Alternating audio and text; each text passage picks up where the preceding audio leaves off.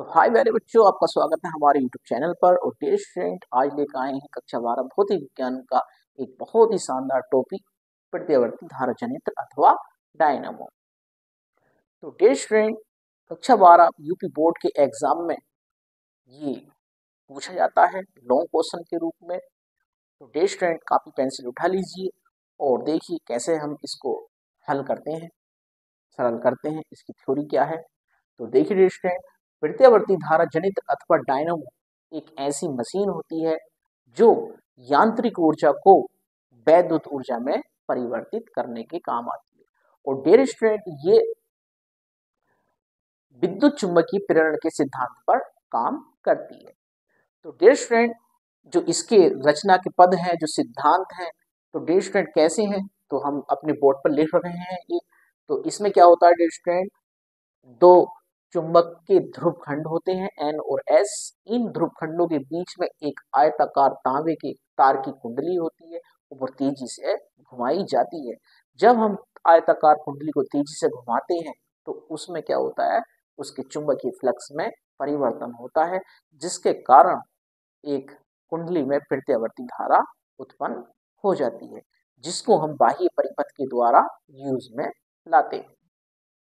तो dear student, जो generator होते हैं, जो शादी ब्याहों में विद्युत ऊर्जा प्राप्त करने के काम में आते हैं, वही क्या है डियर स्टूडेंट, प्रत्यावर्ती धारा जनित्र अथवा डायनामो है। तो डियर स्टूडेंट देखिए, विद्युत चुंबकीय प्रेरण के सिद्धांत पर कार्य करने वाली एक ऐसी मशीन जो यांत्रिक ऊर्जा को वैद्युत ऊर्जा में परिवर्तित करती है और चुंबकीय प्रेरण के सिद्धांत पर कार्य करती है, उसे क्या कहते हैं डियर स्टूडेंट, प्रत्यावर्ती धारा जनित्र अथवा डायनामो कहते हैं।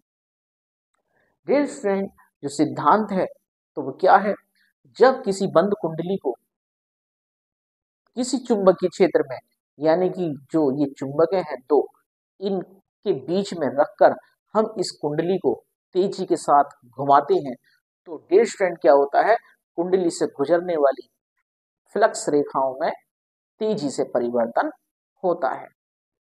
और जब फ्लक्स रेखाओं में परिवर्तन होता है तो डियर स्टूडेंट उसमें एक प्रत्यावर्ती धारा उत्पन्न हो जाती है। तो सिद्धांत में इतना ही है। और रचना में डियर स्टूडेंट क्या है कि प्रत्यावर्ती धारा जनित्र के तीन प्रमुख भाग होते हैं। एक तो चुंबक हो गई डियर स्टूडेंट, जो चुंबक के ध्रुव खंड है N और S, और एक कुंडली हो गई, और दूसरे ये हो गए सर्पी वलय और X और Y जो कार्बन के पुरुष होते हैं, ये तीन भाग होते हैं।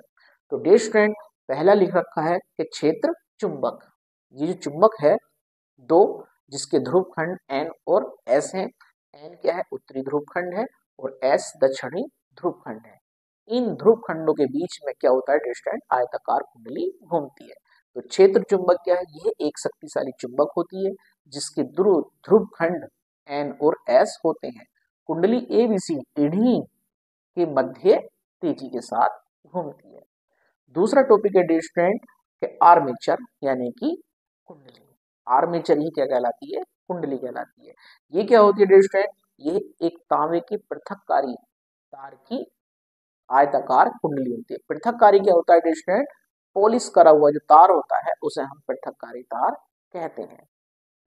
तो डियर स्टूडेंट, आर्मेचर क्या है, यह एक तांबे के पृथककारी तार की कुंडली ABCD होती है, जो चुंबक के ध्रुव खंडों के बीच में घूमती है। तीसरा है डियर स्टूडेंट सर्पी वलय तथा ब्रूस। सर्पी वलय, सर्पी यानी कि जो सरक सरक के चलते हैं, यानी कि वलय घूमने वाले गोले, यानी कि छल्ले जो इस कुंडली पर घूमते हैं, उनमें क्या कहते हैं डियर स्टूडेंट, सर्पी वलय कहते हैं। यानी कि कुंडली का संबंध तांबे के दो वृत्ताकार छल्लों से होता है, जिन्हें हम क्या कहते हैं, सर्पी वलय कहते हैं। इन छल्लों को कार्बन की दो ब्रुशों, ये जो कार्बन की दो ब्रुश हैं X और Y, इन सर्पी वलयों का संबंध इन कार्बन की दो ब्रुशों से होता है। यानी कि कार्बन की जो दो ब्रुशें होती हैं ये स्थिर होती हैं और इनसे संपर्क में ये छल्ले दोनों घूमते हैं। तो डियर स्टूडेंट, इन ये जो कार्बन के ब्रूस हैं, इनका संबंध क्या होता है, बाह्य परिपथ से होता है, जिससे हमें वैद्युत ऊर्जा यानी कि प्रत्यावर्ती धारा प्राप्त होती है। तो डियर स्टूडेंट, कार्य विधि में क्या करते हैं, कार्य विधि में जो हमने सिद्धांत लिख रखा है वही कार्य विधि में आ जाता है। क्या कि जब कुंडली एबीसीडी को चुंबकीय क्षेत्र में तेजी से घुमाया जाता है तो कुंडली से गुजरने वाली फ्लक्स रेखाओं में परिवर्तन होने लगता है, जिसके कारण बाह्य परिपथ में एक प्रत्यावर्ती धारा उत्पन्न हो जाती है। और डियर स्टूडेंट, जब प्रत्यावर्ती धारा उत्पन्न हो जाती है तो इसका यूज हम काहे में करते हैं, इलेक्ट्रिक एपरेटस चलाने में कर लेते हैं। यानी कि जो इलेक्ट्रिक यंत्र होते हैं हमारे, जैसे बल्ब हो गए, पंखे हो गए, एसी हो गया, मोटर हो गया, तो इनको हम क्या कर लेते हैं, इस प्रत्यावर्ती धारा के द्वारा चलाते हैं। तो डियर स्टूडेंट, प्रत्यावर्ती धारा जनित्र क्या है, जो हम शादी ब्याहों में यूज करते हैं जनरेटर, वही है। और इसका दूसरा नाम क्या है डियर स्टूडेंट, डायनामो है, जिसे हम एल्टरनेटर भी कहते हैं। तो डियर स्टूडेंट, यूपी बोर्ड में लॉन्ग क्वेश्चन के रूप में ये बहुत बार पूछा जाता है। तो डियर स्टूडेंट, एक इसका स्क्रीनशॉट ले लीजिए।